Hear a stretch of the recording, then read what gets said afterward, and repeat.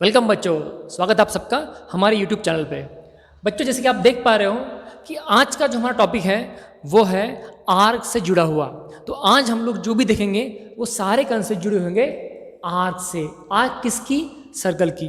तो वक्त ना गवाते हुए हम लोग शुरू करते हैं आर्क से जुड़े हुए टॉपिक। तो देखो, सबसे पहला जो हमारा टॉपिक आएगा वो रहेगा कि भाई आर्क क्या होती है, आर्क किसको कहते हैं। आप देख पा रहे हो, देखो यहाँ पे एक सर्कल है और एक लाइन है के, जो सर्कल को ए और बी दो पॉइंट में इंटरसेक्ट कर रही है। और ऐसी ही लाइन को हम कहते हैं second to the circle. Second to circle, ये सर्कल की सेकंड होती है। बट मुद्दा क्या है, देखो जो सेकंड है ना हमारी ए बी, यहाँ पे दिख रहा है कि सर्कल के जो सरकमफरेंस है सर्कल का, उसके दो हिस्से कर रही है। अब सरकमफरेंस किसको कहते हैं? सरकमफरेंस मतलब ये जो बाउंड्री दिख रही है हमें सर्कल की, उसको कहते हैं सरकमफरेंस। तो देखो, ये जो ए बी है ना, ये इस सर्कल के दो हिस्से कर रही है, एक ये ऊपर वाला हिस्सा और एक ये नीचे वाला हिस्सा। अच्छा, अब देखो ये दो हिस्से इंक्लूडिंग ये ए और बी, जो पॉइंट इस लाइन पे भी है और सर्कल पे भी है, बराबर है। ए और बी ये कॉमन पॉइंट है between line and a circle. तो ये ए और बी और ये बीच में का टुकड़ा, इस सब मिला के बनती है आर्क ऑफ अ सर्कल। समझ में आया बच्चों? देखो ए बी और ये बीच में का पूरा टुकड़ा, ये मिला के बनती है आर्क ऑफ अ सर्कल। तो अब सर यहाँ पे तो सर्कल के दो हिस्से बन रहे हैं ना? हाँ भाई, बन रहे हैं, एक ये ऊपर वाला, एक ये नीचे वाला। तो फिर बिल्कुल जो ये ऊपर वाला हिस्सा है उसको हम लोग कहेंगे मेजर आर्क, और जो नीचे वाला छोटा हिस्सा है उनको हम लोग कहेंगे माइनर आर्क। मेजर मतलब बड़ी वाली आर्क और माइनर का मतलब छोटी वाली आर्क। ठीक है? अब सर ठीक है, बट इसको लिखते कैसे हैं? सिंपल है भाई। अब ये देखो, अगर मुझे ये लिखना है, इस आर्क का नाम लिखना है, तो मैं लिखूंगा आर्क, शुरुआत ए से होंगी, ये वाई और ये बी, ए वाई बी, ये हो गई हमारी major arc. Sir minor, minor रहेंगी arc A X B, A X B. अच्छा, पर क्या सर हम दो अल्फाबेट से इनको दिखा सकते हैं? हाँ बिल्कुल दिखा सकते हैं। अगर मान लो बच्चों मैं बस ऐसा लिखता हूँ कि आर्क ए बी, तो समझ जाना कि मैं बात कर रहा हूँ माइनर आर्क की। तो माइनर आर्क को हम लोग ऐसे भी दिखाते हैं 3 पॉइंट से, या फिर ऐसे भी दिखाते हैं बस एंड पॉइंट डिनोट करके। आई होप ये पॉइंट आपका क्लियर हो गया होगा। ठीक है, आगे बढ़ते हैं बच्चों। देखो आगे आता है कि भाई सेंट्रल एंगल क्या होता है। सिंपल है, देखो यहाँ पे एक सर्कल दिख रहा है जिसका सेंटर ओ है, और एक एंगल बनता हुआ दिख रहा है। ये एओ क्या है? एओ क्या है? एक रे है। बीओ एक रे है जो सर्कल को ए और बी में इंटरसेक्ट कर रही है। तो हमें दिख रहा है कि ये जो एंगल बना है उसके अंदर ये आर्क यहाँ पे बनती हुई दिख रही है। अच्छा, मतलब सर कि बस सेकंड ही आर्क नहीं बनाती है, तो यहाँ पे दो रे भी आर्क बनाती है, एंगल भी आर्क बनाता है। बिल्कुल बराबर है। ऐसा ही नहीं, मैं सर्कल पे कहीं पे भी 2 पॉइंट ले लेता हूँ, तो 2 पॉइंट मान लो P और Q दिख रहा है बच्चों, दिख रहा है ए, मान लो P और Q, और इनके बीच का जो भी हिस्सा आएगा इंक्लूडिंग PQ, इसको हम आर्क ऑफ सर्कल कह सकते हैं। तो मुद्दा वो नहीं है। अभी हम वापस आते हैं हमारे सेंट्रल एंगल पे। तो अब देखो यहाँ पे एंगल बन रहा है जिसका वर्टेक्स कहाँ पे है? On the centre. तो ऐसा एंगल जिसका वर्टेक्स ऑन द सेंटर होता है और दो आर्म सर्कल को दो अलग अलग पॉइंट में इंटरसेक्ट करती है, उसको कहते हैं सेंट्रल एंगल। बराबर है। अब इसके अंदर की जो आर्क बनेगी यह है माइनर आर्क, और बाहर की जो आर्क बनेगी यह है मेजर आर्क। आगे बढ़ते हैं। मेजर ऑफ आर्क, ठीक है सर, आर्क तो समझ में आ गया। अब आर्क का मेजर कैसे करते हैं? तो देखो बच्चों, मान लो ये हमारा सर्कल है, मैं ऐसे एक आर्क बनाऊँ तो यहाँ पे आर्क बनाते हैं, ये हो गया ए पॉइंट और ये हो गया बी पॉइंट। तो ऑब्वियसली दिख रहा है कि आर्क माइनर आर्क है, और यहाँ से मैं ऐसा एक एंगल बनाता हूँ, बराबर है कि ए और B is on the arms of a angle. जो आर्क के एंड पॉइंट है वो कहाँ पे आ रहे हैं, एंगल के आर्म पे आ रहे हैं। तो ये बन गया हमारा कौन सा एंगल, सेंट्रल एंगल। अब बच्चों जो इस सेंट्रल एंगल का मेजर होगा वही इस आर्क का भी मेजर होगा, बराबर है। जो इस सेंट्रल एंगल का मेजर होगा वही इस आर्क का भी मेजर होगा। अगर ये 70 है तो आर्क का मेजर 70 डिग्री, अगर ये 80 है तो आर्क का मेजर 80 डिग्री। तो हम लोग क्या कह सकते हैं, देख लो अभी, measure of minor arc is equal to the measure of its corresponding central angle.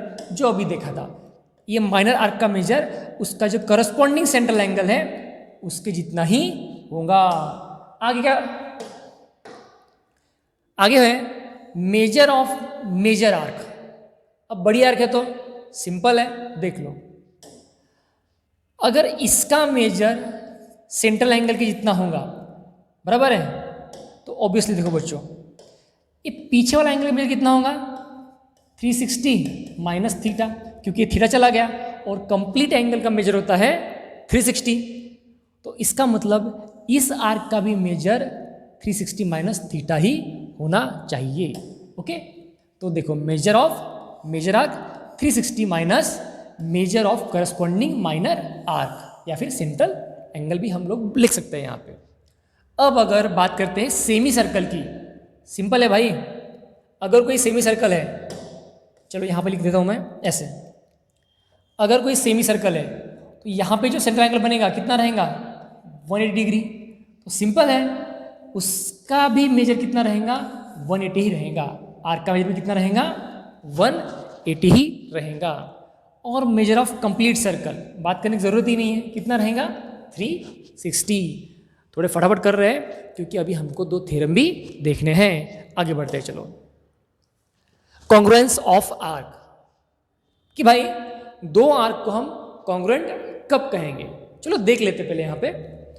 अब मुझे बताओ बच्चों, सिंपल यहाँ पे कि ये आर्क ए बी ये हमको दिख रही है, यहाँ से यहाँ तक दिख रही है। हाँ, अब देखेंगे, ये आर्क ए बी है। अब बताओ, ये छोटे वाले सर्कल के अंदर ये जो रहेगा, ये रहेगा central angle, arc A B का करस्पॉन्डिंग सेंट्रल एंगल। मतलब इस आर्क का मेजर भी कितना रहेगा, 70 डिग्री। सिमिलरली अगर मैं बड़ा वाला सर्कल देखता हूँ, बड़ा वाला सर्कल देखता हूँ, तो यहाँ पे भी डी का करस्पॉन्डिंग सेंट्रल एंगल कौन सा रहेगा, DCE रहेगा। तो इसका भी मेजर 70 डिग्री। अब थोड़ा ध्यान से देखो बच्चों, यहाँ पे आर्क ए बी कितनी है, 70 डिग्री, आर्क डी कितनी है, 70 डिग्री। मतलब आर्क ए बी और आर्क डी दोनों का ही मेजर कितना आ रहा है, 70 डिग्री। तो इसका मतलब हम इन दोनों आर्क को इक्वल दिखा सकते हैं क्या, सोचो और फिर बताओ। हम इन 2 आर्क को इक्वल नहीं बोल सकते। देखो, भले ही इनका मेजर सेम है, बट यहाँ पे इनकी लेंथ हमको क्लियर दिख रहा है कि डिफरेंट बन रही है, डिफरेंट हो रही है। तो ऐसे में अगर हमको 2 आर्क को इक्वल दिखाना हो तो एक और कंडीशन अप्लाई होती है। अब यहाँ पे देखो, ये GF जो आर्क है इसका भी मेजर कितना है, 70, इसका मेजर 70। बट यहाँ पे क्या है, जो CF है रेडियस बड़े सर्कल की और CD रेडियस, ये दोनों भी इक्वल है। तो ये आर्क और ये DE आर्क दोनों इक्वल बन जाएंगी। तो मतलब क्या कि 2 आर्क को कॉन्ग्रुएंट कब कहेंगे, तो only measure is not enough to show 2 arc are congruent.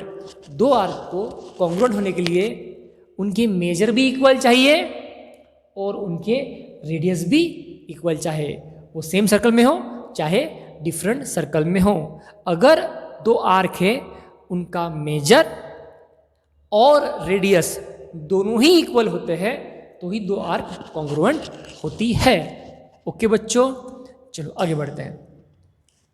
Properties of measure of sum of measure of arc मतलब क्या? सिंपल है भाई, दो आर्क को ऐड कैसे करते हैं? देखो, अगर मुझे ऐड करना है, देखो ये बी सी डी एक आर्क और दूसरी आर्क सी डी ई यहां तक। देखो बी सी डी और सी डी ई इन दो आर्क को ऐड करना है तो मैं ऐड नहीं कर सकता, ऐड करने के लिए जरूरी क्या है कि जहां पे पहली आर्क खत्म हो रही है, जिस पॉइंट पे, उसी पॉइंट से दूसरी आर्क शुरू होनी चाहिए। मतलब अगर मैं बोलता हूं कि मुझे BC को ऐड करना है किसी भी आर्क के साथ, तो वो आर्क C से शुरू होनी चाहिए, चाहे वो CD हो, चाहे वो CDE हो, चाहे वो CDA हो। तो मतलब क्या कि अगर दो आर्क को ऐड करना है तो उन दोनों के बीच में जो मिडिल पॉइंट है वो कॉमन चाहिए। आई होप ये क्लियर हो गया होगा। आगे बढ़ते हैं बच्चों। अभी आता है हमारा पहला थ्योरम का नाम है the chord corresponding to the congruent arc of a circle और कॉन्ग्रुएंट सर्कल आर कॉन्ग्रुएंट। मतलब क्या? देखो सिंपल भाषा समझाता हूं। देखो, the chord corresponding to congruent arc of circle और कॉन्ग्रुएंट सर्कल, या तो एक सर्कल है या तो दो सर्कल है जो कॉन्ग्रुएंट है, उनके अंदर आर्क है। देखो कौन सी आर्क है? Congruent arc. मान लो ये AC, देखो यहां पे दिख रहा है गिवन में हमको कि APC ये दिख रही है यहां पे, और DQE ये दो आर्क इक्वल है, ये हमको गिवन है। तो हमको प्रूफ करना है कि यहां से जो कॉर्ड बनेगी, कॉर्ड AC और कॉर्ड DE, ये दोनों भी इक्वल होती है, कॉर्ड AC और कॉर्ड DE। तो वक्त ना गवाते हुए प्रूफ की ओर बढ़ते हैं। चलो, अब मुझे प्रूफ करना है कि AC इक्वल टू DE। तो मैं क्या करता हूं, मैं पहले AB BC BD और BE को ज्वाइन कर लेता हूं। चलो, join BA BC BD and BE। अब ज्वाइन करने से क्या होगा बच्चों? देखो मुझे यहाँ पे दो ट्रायंगल मिल रहे हैं। पहला कौन सा? BAC, दूसरा कौन था? BDE। अब देखो यहाँ पे in triangle BAC and triangle BDE मैं कुछ लिखता हूं, अगर समझ में आए तो हाँ बोलना, नहीं तो ना बोल देना, ठीक है? Segment BA congruent to segment BD। मैंने क्या किया? मैंने BA इसको और BD इसको इक्वल दिखाया। और कुछ लिखता हूं, देखो सेगमेंट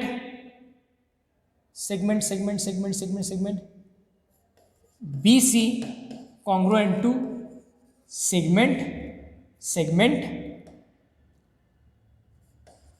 BE।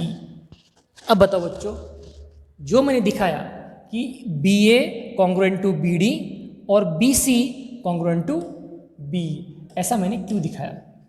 सिंपल रीजन है भाई, ये सारी रेडियस है सेम सर्कल की, तो radii of same circle. Clear? अच्छा, मैं और कुछ लिखता हूं बच्चों, angle ABC congruent to angle DBE। इसका रीजन क्या रहेगा? इसका रीजन ये है कि हमको दिया है भाई कि आर्क APC और आर्क DQE क्या है? कॉन्ग्रुएंट। तो ये क्या है? ये है corresponding angle of congruent arc. Corresponding angle of congruent arc, कि मतलब AP आर्क और DE आर्क अगर इक्वल है तो उनके करस्पॉन्डिंग एंगल भी इक्वल ही होंगे। ये हमने लास्ट टॉपिक में देख लिया था। तो यहाँ पे मैं लिख देता हूँ corresponding angle of congruent arc.